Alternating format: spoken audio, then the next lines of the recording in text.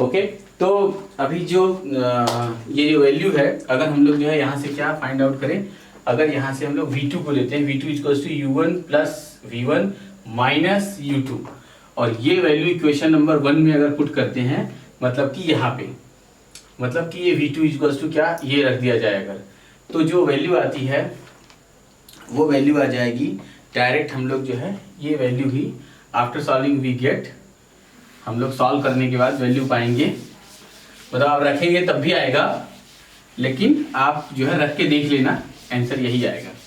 ठीक है, तो ये आ जाएगा जो है क्या, ये V1 इज इक्वल्स टू क्या निकाल लिया है हम लोगों ने, V2 फाइंड आउट कर लिया है कि V2 इज इक्वल्स टू क्या आया, 2m1 upon m1 plus m2 into U1, और दूसरा plus m2 minus m1 upon m1 plus m2 into U1। ठीक है, तो जरा सा इसको अच्छे से लिख दिया जाए, और V2 is equals to 2m1 upon m1 plus m2 into U1, और plus m2 minus m1 upon m1 plus m2 into U2। ठीक है, अब जब V2 की वैल्यू रखेंगे 1 में, V2 equals to U1 minus U2, U1 minus V1 minus U2, और इसको इक्वेशन नंबर 1 में जब पुट किया जाएगा तो V1 की वैल्यू आ जाएगी, the value of V1 is क्या हो जाएगा, m1 minus m2 upon m1 plus m2 आएगा, V1 putting the value of V2 in equation 1 and we get V1 is equals to m1 minus m2 upon m1 plus m2 into क्या, U1, और plus 2m2 अपान m1 plus m2 into क्या, U2।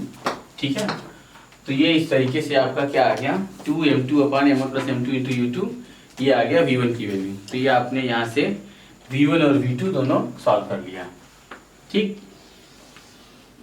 और ये आपको याद करने के लिए भी बहुत ही आसान होगा।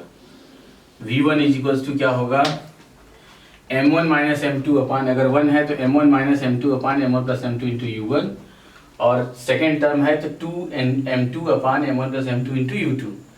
V2 है तो क्या हो गया, V2 इज इक्वल्स टू ये, अगर इसीलिए मैंने इसको फर्स्ट टर्म में लिखा था कि V2 is equals to m2 minus m1 upon m1 plus m2 into U2, और plus 2m1 upon m1 plus m2 into U1।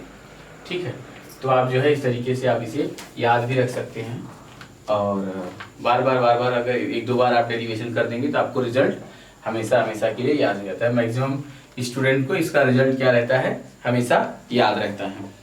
ठीक है, तो यहाँ से जो है ये रिजल्ट आ गया। अब हम लोग जो है कुछ केस पे डिस्कस कर लेते हैं।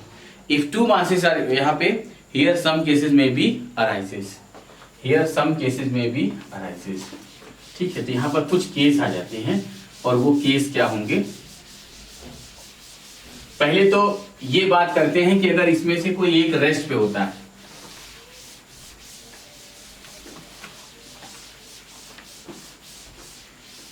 अगर इन दोनों में से सेकेंड मतलब M2 is at rest, case क्या है, case first, if mass M2 is at rest, that is क्या, पहले शुरू से ही क्या, U2 is equals to 0, therefore V1 is equals to, देखिए U2 0 हो गया, तो V1 इज इक्वल्स टू क्या हो जाएगा, M1 minus M2 upon M1 plus M2 into U1। ये ठीक है, मोस्ट ऑफ द बुक्स में डायरेक्ट जो है सेकंड वाले को 0 पे रखता है, जैसे एनसीईआरटी में भी उसने वही डेरिवेशन किया है, और भी बहुत सारी जो है आप स्टैंडर्ड ऑथर्स पढ़ेंगे तब भी वही रहता है, और ये V1 हो गया। एंड V2 की बात करते हैं, V2 में आप देखो जो है कि U2 इक्वल्स टू 0, मतलब सेकंड पार्ट इधर क्या हो गया 0, V2 equals to 2m1 upon m1 plus m2 into u1। ठीक, तो आपने यहाँ से ये पाया कि अगर सेकेंड ऑब्जेक्ट क्या हो, रेस्ट पे हो, तो उनके जो फाइनल वेलोसिटी जाएंगी, मतलब आफ्टर कोलिजन v1 और v2, ये आएगा इलास्टिक कोलिजन में। ठीक है, तो ये इस तरीके से आपका क्या हो गया, केस फर्स्ट हो गया। अब अगर मैं बात करूं कि अगर यहाँ पे यही बात किया जाए कि m1 इक्वल्स टू m2, तो v1 क्या हो जाएगा 0 और v2 क्या हो जाएगा 2, क्या हो जाएगा 2u1, मतलब 2m1 और ये कट जाएगा, मतलब कि v2 इक्वल्स टू u1 हो जाएगा। फाइनल वेलोसिटी क्या होगा, मतलब वेलोसिटी एक्सचेंज हो जाएगी, यहाँ से ये इसको टकराएगा और अपनी सारी वेलोसिटी इसमें एक्सचेंज कर देगा। तो जो ये आफ्टर कोलिजन जो v2 है, वो v2 क्या है u1 के इक्वल होगा, मतलब इसने पहले वाले ने अपनी सारी वेलोसिटी दूसरी वाली में ट्रांसफर कर दिया, इसका मतलब ये होता है आफ्टर कोलिजन। ठीक है, तो ये इस तरीके से जो है आप इसे समझ सकते हैं। अब आइए जो है आगे डिस्कस करते हैं केस सेकंड।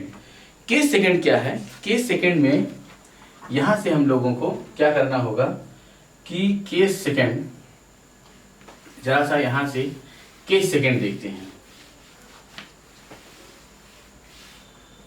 अब केस सेकंड के लिए आपको थोड़ा अलग कलर का चॉक यूज करते हैं। केस सेकंड, केस सेकंड में मैं बोल रहा हूं if two masses are equal, if two masses are equal then that is, इसका मतलब क्या, m1 इज इक्वल्स टू क्या m2, therefore v1, देखिए m1 is equals to m2 हो जाता है, तो ये क्या हो गया 0, m1 माइनस m1 ये 0 हो गया, और यहाँ से 2m, अच्छा m1 is equals to m2 is equals to एक ऐसी जनरल वैल्यू मैंने क्या ले ली m, तो 2m अपान 2m कैंसिल हो गया, और v1 इज इक्वल्स टू क्या आ गया u2, therefore v1 is equals to क्या आ गया u2। मतलब कि final velocity of first object, final velocity of first object is equals to initial velocity of second. Okay, यहां से ये पता चलता है। एंड केस थर्ड, केस जो है, केस क्या ले लेते हैं थर्ड। अच्छा, एक चीज तो रहेगी, मतलब ये तो क्या रहा फर्स्ट, ये फर्स्ट वाले की हमने लिया v1 का, and v2 is equals to क्या आ जाएगा, ये m2 माइनस m1 है, तो ये भी 0 हो जाएगा, और ये 2m1 2m अपान 2m कैंसिल हो जाएगा, और v2 इज इक्वल्स टू क्या आ जाएगा u1। तो आप ये देख रहे हैं कि जब अगर ऐसा होगा तो इसका मतलब ये है कि जो ये m1 था इसकी वेलोसिटी क्या थी u1, और ये क्या था m2 इसकी वेलोसिटी क्या थी u2 after collision. Dotted line मतलब आफ्टर कोलिजन। आफ्टर कोलिजन मैंने कहा कि इसका मास क्या हो गया v1 हो गया, और इस वाले का मास क्या हो गया ऐसा।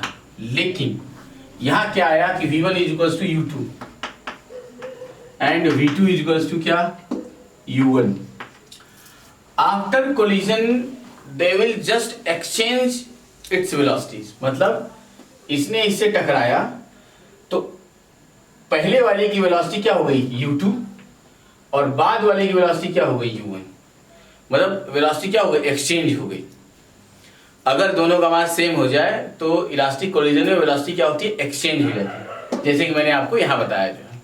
तो यहाँ से आपको एक बात क्लियर हो गया कि जो है in elastic collision velocity just gets exchanged. Okay, तो यहाँ से जो है वेलोसिटी क्या हो जाती है एक्सचेंज हो जाती है। अब आपको ध्यान देने वाली बात यह है कि अगर केस थर्ड की मैं बात करूं, केस थर्ड में अगर मैं ये कहूं कि सेकंड ऑब्जेक्ट, ये जो सेकंड वाला है m2 is greater than m1, if m2 is greater than क्या m1, second object is very heavy या हैवियर देन m1, मतलब m1 क्या है निग्लेक्सिबल, बहुत ही छोटा है, और m2 क्या है बहुत ही बड़ा है उसके कंपैरिजन में। तो इस केस में एक बात यहाँ से समझने लायक है कि अगर ऐसा है तो m1 प्लस अगर मैं m2 कर दूं तो this is nearly equivalent to क्या आ जाता है m2, ठीक है। और अगर मैं m2 minus and also m2 minus m1 भी करता हूं तब भी ये नियरली इक्विवेलेंट टू क्या हो जाता है m2। तो आइए जो है दोनों केस देख लेते हैं। दोनों केस में पहला जो है क्या लेते हैं हम लोग, इसे ही लेते हैं किसको, v1 को। तो अगर मैं v1 की बात करूं तो आप ये देख रहे हैं यहाँ से अगर माइनस मैं कॉमन ले लूं तो m2 minus m1 equals to क्या है m2, मतलब माइनस ऑफ m2, और यहाँ भी क्या होगा प्लस करेंगे तब भी m2 कट गया तो क्या है माइनस u1, और ये क्या हो जाएगा यहाँ से m2 है ही, m1 plus m2 equals to क्या m2, ये कैंसिल हो गया तो ये आ जाएगा क्या आने वाला है ये v1 equals to minus u1 plus m2 से कैंसिल हो गया और ये कितना आ जाएगा 2u2।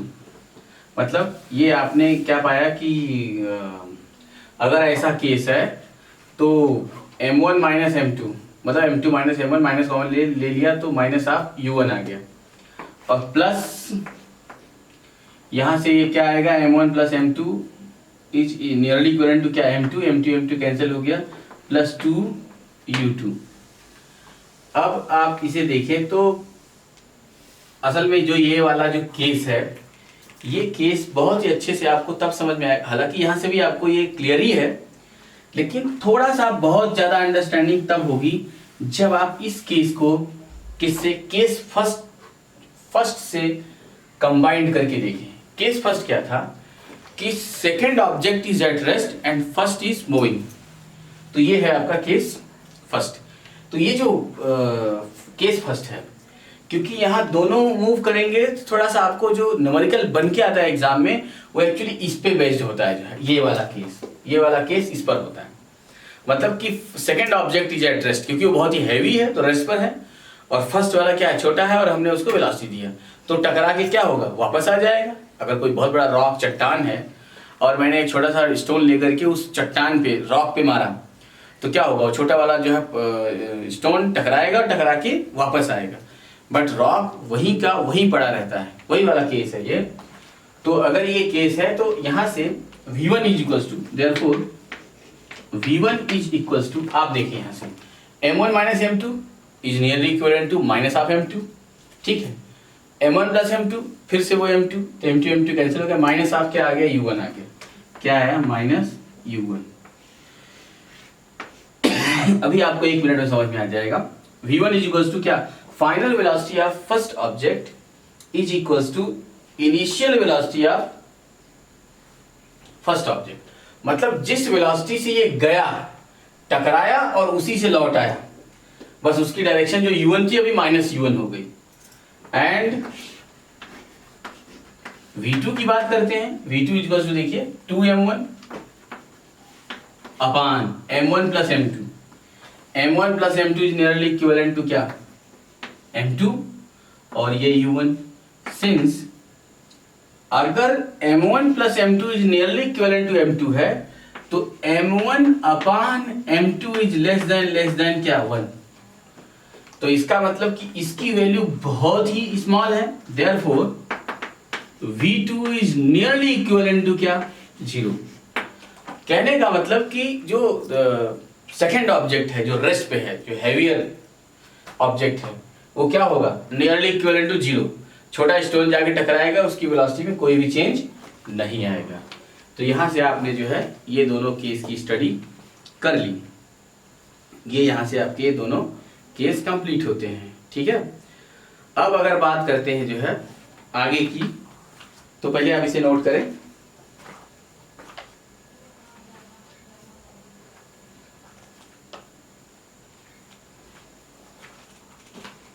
अब थोड़ा हम लोग बात करते हैं कोफिशिएंट ऑफ रेस्टिट्यूशन की, ठीक है। तो कोफिशिएंट ऑफ रेस्टिट्यूशन क्या है, your new heading is coefficient of restitution.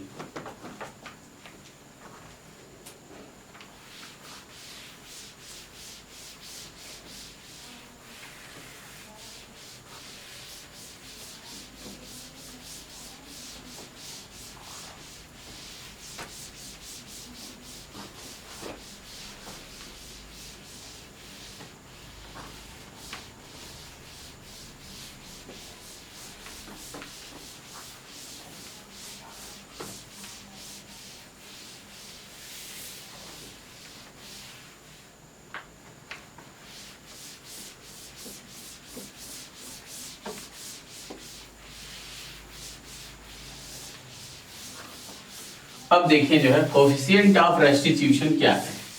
What is coefficient of restitution? इसी बीच एक छोटा हेडिंग आता है कोफिशिएंट ऑफ रेस्टिट्यूशन।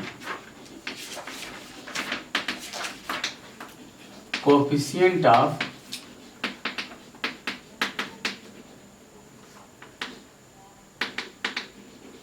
रेस्टिट्यूशन, ठीक है। तो कोफिशिएंट ऑफ रेस्टिट्यूशन इसे it is noted by, generally it is noted by E. किसी लेटर हम लोग जो है ऐसा ई से डिनोट करेंगे। अब देखिए कोफिशिएंट ऑफ रेस्टिट्यूशन क्या है। ये मास क्या था m1, वेलोसिटी क्या थी u1, ये मास था m2, इसकी वेलोसिटी क्या थी u2, u1 is greater than क्या u2, तभी तो कोलिजन होगा। डॉटेड लाइन क्या रिप्रेजेंट करती है? कोलिजन। और after collision m1 moving with velocity v1 and m2 moving with velocity किससे? v2। ओके, तो coefficient of restitution is defined as the ratio of velocity of separation to the velocity of approach. Ratio of velocity of separation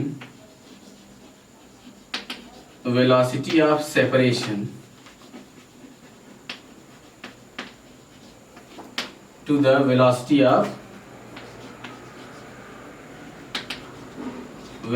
of approach. अच्छा, ratio of velocity of separation to the velocity of approach. Velocity of जो separation है, किस velocity से separate हो रहा है, तो आप देखिए वेलोसिटी ऑफ सेपरेशन क्या होगा? v2 minus v1। अगर v2 की वेलोसिटी ग्रेटर है तभी तो ये इससे आगे निकलेगा। तो सेपरेशन रेट कितना है? v2 minus v1। मतलब रिलेटिव वेलोसिटी ऑफ सेपरेशन, मतलब ratio of relative velocity of separation to the relative velocity of approach. आप ये भी लिख सकते थे relative velocity of separation to the relative velocity of approach. But velocity of separation की बात करें तो क्या आ जाएगा? v2 minus v1 upon velocity of approach. कितनी वेलोसिटी से अप्रोच कर रहा है? तो अगर ये ग्रेटर है तो v1 minus u1 minus u2 करने पर जो रिमेनिंग आएगी उतने, अगर इसको रेस्ट पकड़ ले तो उतनी वेलोसिटी से इसको अप्रोच कर रहा है। तो ये वही जो रिलेटिव हो गई कि relative velocity approach u1 minus u2, तो ये आ गया u1 माइनस u2। अब ये हो गया डिफाइन आपका E is equals to v2 minus v1 upon u1 minus u2। इसे कहते हैं वेलोसिटी ऑफ इसे कहते हैं कोफिशिएंट ऑफ रेस्टिट्यूशन। ओके, तो आप इसे नोट डाउन करें फटाफट। इसे ही हम कहते हैं कोफिशिएंट ऑफ रेस्टिट्यूशन। फटाफट नोट डाउन कीजिए।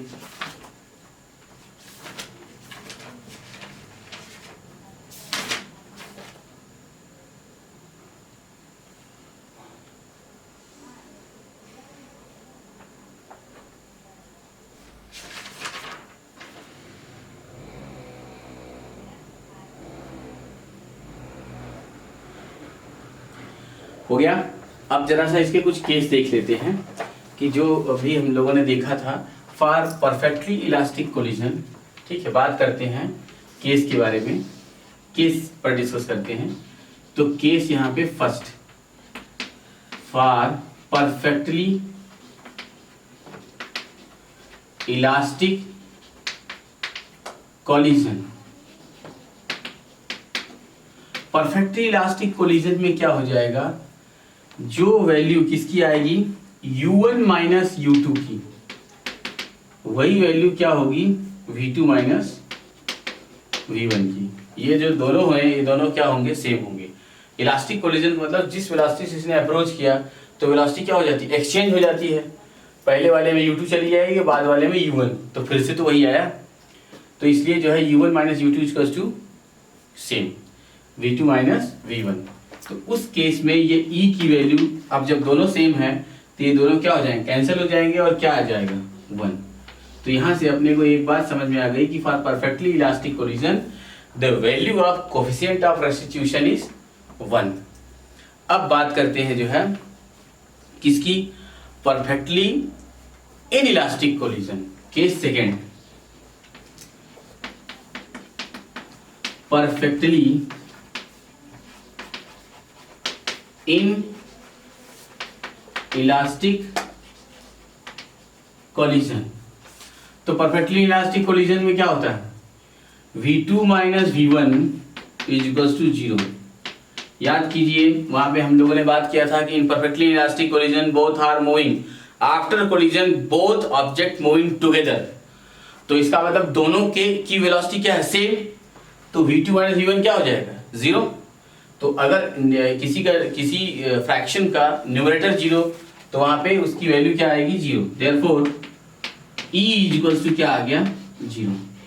यहां से आपको ये दो केस बहुत अच्छे केस समझ में आ गए जो है। तो एक्चुअली जो है यहाँ से आपको एक बात समझ में आ गया कि परफेक्टली इलास्टिक कोलिजन में E की वैल्यू क्या होती है, 0। In nature the value of E is lies in between, but noted point है, इन नेचर द वैल्यू